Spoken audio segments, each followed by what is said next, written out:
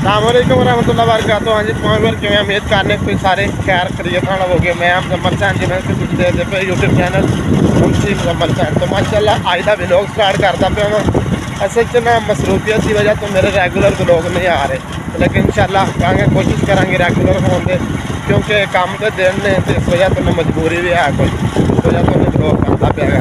तो हूँ कि मैं अपना तैयारी श्यारी करके ना बच्चे गए हुए सन अपने नानके से यानी कि मेरे ससुराल उन्होंने लैन जा रहा मैं रस्ते से किस्ते वाले जाना मैं अपने शहर जोड़ा फिलहाल रस्ते जा रहा मैं तो जिन्हें दोस्तों चैनल को सब्सक्राइब नहीं मारिया बाहर जाऊँगी तो सब्सक्राइब के आई जितनी रुटीन हुई कर दोस्तों शेयर कर देंगे।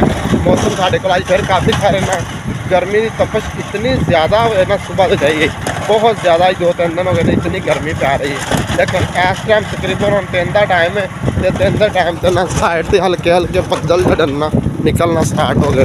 इस साइड से सामने नज़र आ रहा बदल ने और इस साइड से भी बदल ने मेरे तो बस हम चलते पे रस्ता साढ़ा है जिदा ये टुटा फुटा जा बस पहुँचते हैं उस बच्चे रिसीव करने उतों लेने रिसीव की करना जो उन्होंने नानके तो गए सन 2-4 दिन रहने वास्ते।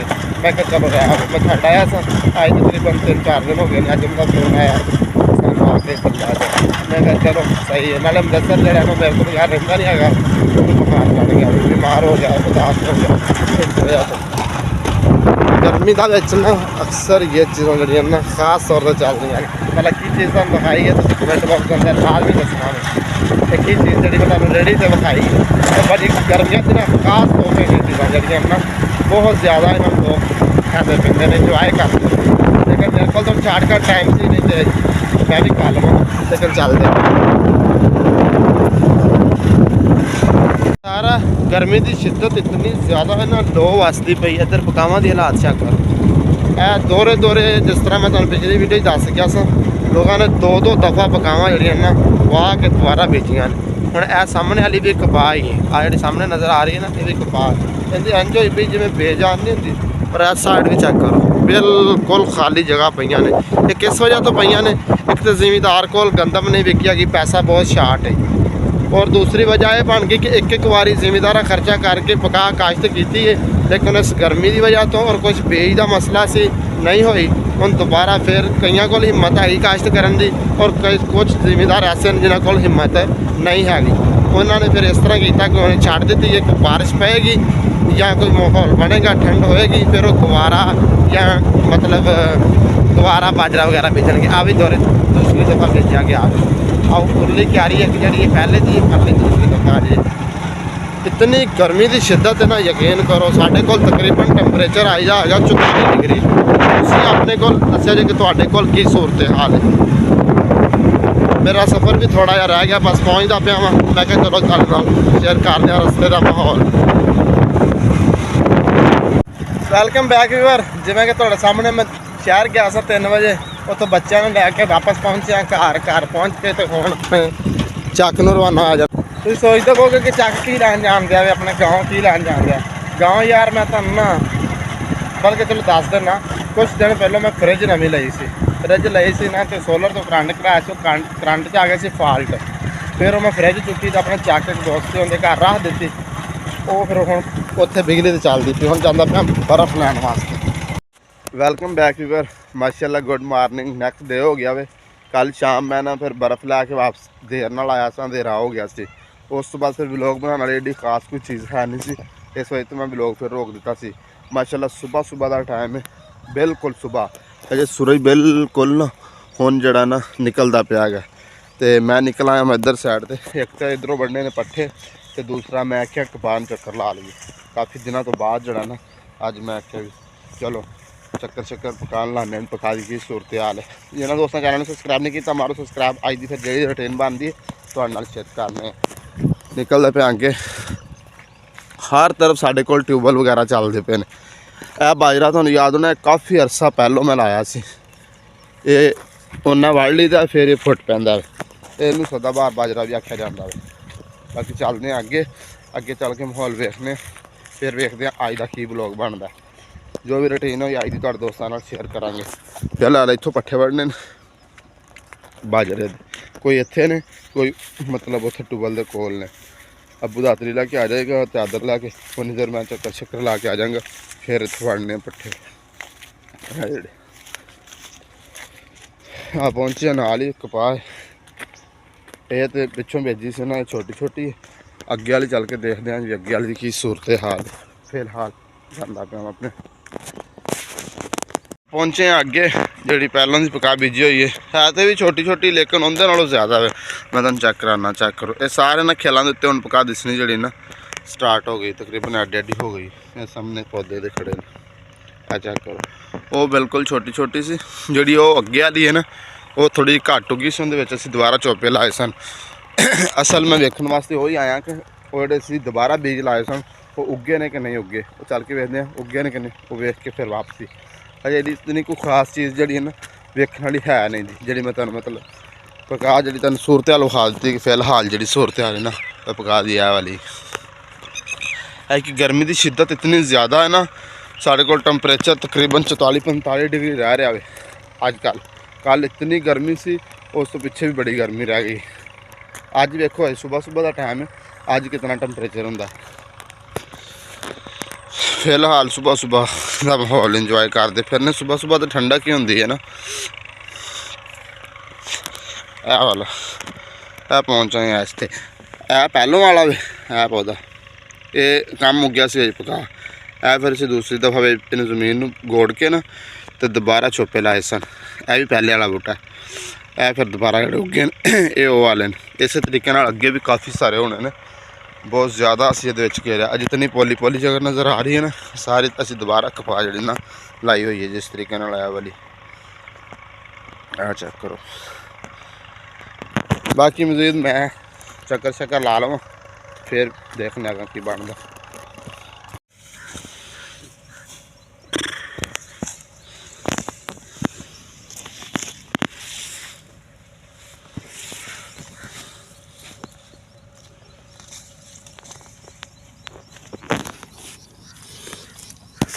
ਪਹਿਲੀ ਵਾਰ ਇੱਕ ਪੰਡ ਪੱਠਿਆਂ ਦੀ ਆ ਗਈ, ਉਹ ਲਿਆ ਕੇ ਸੁੱਟ ਦਿੱਤੀ।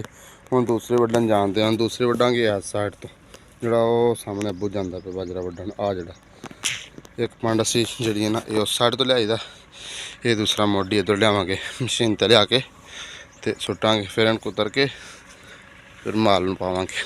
ਸੁਬਹ ਦਾ ਟਾਈਮ ਹੈ, ਮਾਲ ਅਜੇ ਖੜਾ ਹੋਵੇ। ਥੋੜ੍ਹੀ ਦੇਰ ਤੋਂ ਬਾਅਦ ਮਾਲ ਨੂੰ ਪਾਣੀ ਡਾ ਕੇ ਵੀ ਛਾਂ ਬੰਨਾਂਗੇ। ਇਸ ਨਵੇਂ ਜਿਹੜੇ ਪੱਠੇ ਬੀਜੇ ਸਨ ਉਹ ਵੀ ਮਾਸ਼ਾਅੱਲਾ ਠੀਕ ਹੋ ਗਏ ਪਏ ਨੇ ਹੁਣ। ਮਾਸ਼ਾਅੱਲਾ ਅੱਜ ਦੇ ਦਿਨ ਦੇ ਹੋ ਗਏ ਪੂਰੇ। ਉਹ ਵੀ ਪੰਡ ਲੈਣ ਦੀ ਬਸ 2 ਪੰਡਾਂ ਹੀ ਅੱਜ ਕੱਲ੍ਹ, ਕਿਉਂਕਿ ਪੱਠਿਆਂ ਦੀ ਸ਼ਾਰਟਿੰਗ ਹੁੰਦੀ ਹੈ।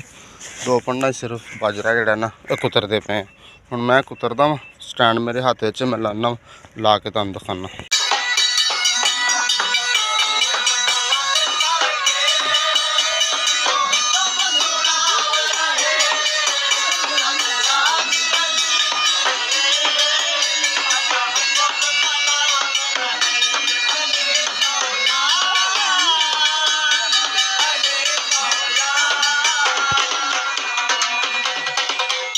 फाइनली और पट्ठे वगैरह कुतरे गए, कुतर के इकट्ठे करके तूड़ी शूड़ी पाती भी धुप नाल सुकन ना।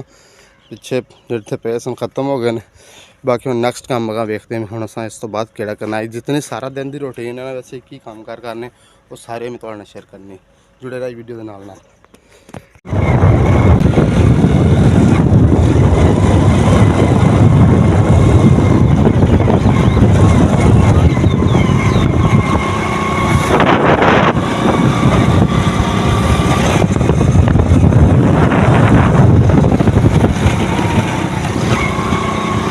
Welcome back viewer. जिवें कि तुहाडे सामने पट्ठे छट्टे कुतरे सन। कुतरन तो बाद रस्ते तुहानूं शार्टकट वीडियो दिखाई है। मेरे नाल असल चाचू ने हैगी कोई रौला मोहरियां दा। अक्सर तुसीं जानदे हो कि लक च ते इस जगह ते ना लत्त दे विच ते चूकने च दर्द बड़ा रहिंदा है। असां तकरीबन अपने साडा चैक है ना 262 अस आए खड़े इस वक्त 161 7R दा तकरीबन 162 7R दा तकरीबन 40-50 किलोमीटर सफ़र करके ना असीं इस जगह पर आए खड़े हैं। और सामने जी पिछे बैठक नज़र आ रही है ना, उस बैठक के बाबा जोड़ा ना वो हम चाचू चेक पे करता। उन्हें मोहरे शोरे पट्ठे पुट्ठे चेक करेगा कि मसला मसाल है। मैं कि आए तो है दोस्तों भी शेयर कर दें। कि उन्होंने शाम में जाके ब्लॉग लैके तुहाडे सामने आइए तो साढ़ा सारा दिन पता नहीं कितने गया सुबह सुबह स्टार्ट किया सी हम तुहानूं ते अंदर दा अगर माहौल विखाण वाला होया तो तुहानूं थोड़ा बहुत शार्टकट विखावांगा साढ़े सामने बैठे के इस बैठक के अंदर वो बाबा जिहड़ा ना मोहर शोर का साढ़े इलाके च अगर किसी होर नूं भी मर्ज मसैल होवे ना वो आके इत्थों हल करवा सकदा इंदा एक्सपीरियंस जिहड़ा होएगा मैं तुहानूं शेयर करांगा कि सानूं फायदा होया कि नहीं होया बाकी इहदी साइड दा माहौल चेक करा बिल्कुल जंगल बियाबान जिहा बाहर वाली साइड दे घर इस ਚੱਕ ਦੇ ਵਿੱਚ ਅਸੀਂ ਚੱਕ ਹੈਗਾ 161 7R बड़ा गंदा जिहा रस्ता जिद्धरों दे आए हैं